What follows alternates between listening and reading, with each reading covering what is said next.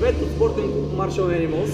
Аз се казвам Ангел Карайванов, до мен се намира Виктор Павлов и днес ще направим едно заключване на ръката от странична позиция на земята или така наречената американа от side position.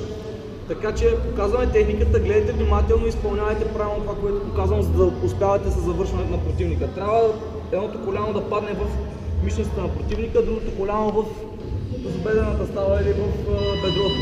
От тази позиция гърдите трябва да са паднали тежко върху противника ни.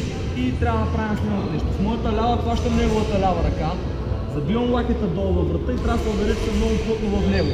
Имам едно бъркане с дясната ръка под неговата, завъртам захвата, хващам си китката и движението, което принуждава противника да се придаде, е издърпване надолу и леко повдигане. Благодаря. Още един път ще покажем.